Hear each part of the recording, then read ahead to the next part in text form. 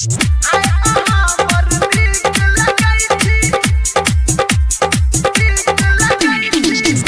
आप सुन रहे हैं धर्मेंद्र निर्मलिया को।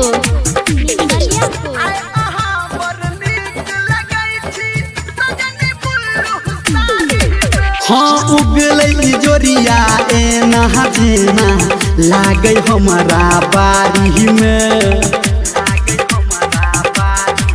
ये उगलै जोरिया ए नहा जेना लागे हमारा बारी में। आय अहाँ बड़ नीक लगै छी। हाँ हाँ आय अहाँ बड़ नीक लगै छी सजनी बुल्लू साड़ी में। आय अहाँ बड़ नीक लगै छी सजनी बुल्लू साड़ी में।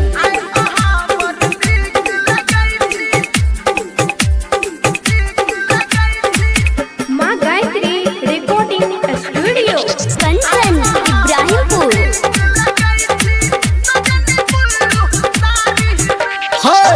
गाम गाम गाम कैया अहाँ के बदनिए।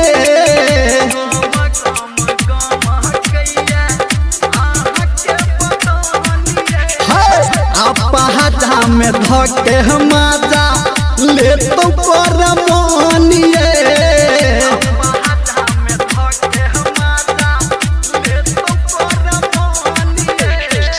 अपहाजा में धके माजा ले तो कर मोहनिए।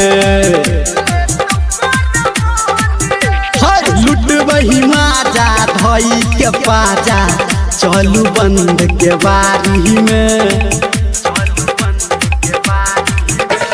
लुटबही माजा धई के पाजा चलू बंद के बारी में। आय अहाँ बड़ नीक लगै छी।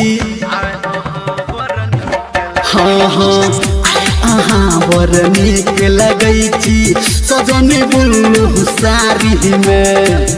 आय अहाँ बड़ नीक लगै छी सजनी बुल्लू साड़ी में।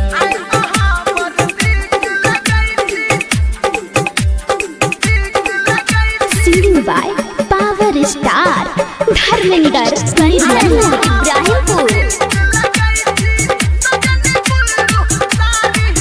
हाँ रस से भरलिए अहाँ के लाल लाल थोरिए।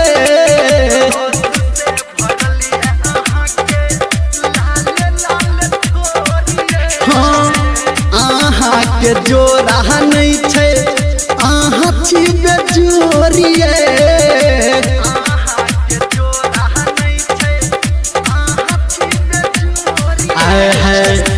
अहाँ के जोहरा नहीं छे अहाँ छी बेजोरिए।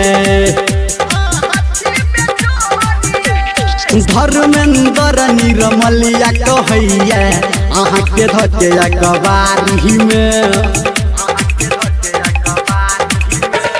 संजय गौतम अहाँ से कहे धके रानी अखबारी में।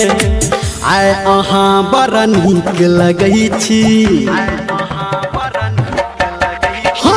आय अहाँ बड़ नीक लगै छी सजनी बुल्लू साड़ी में। आय अहाँ बड़ नीक लगै छी सजनी बुल्लू साड़ी में। बुझलिए ये।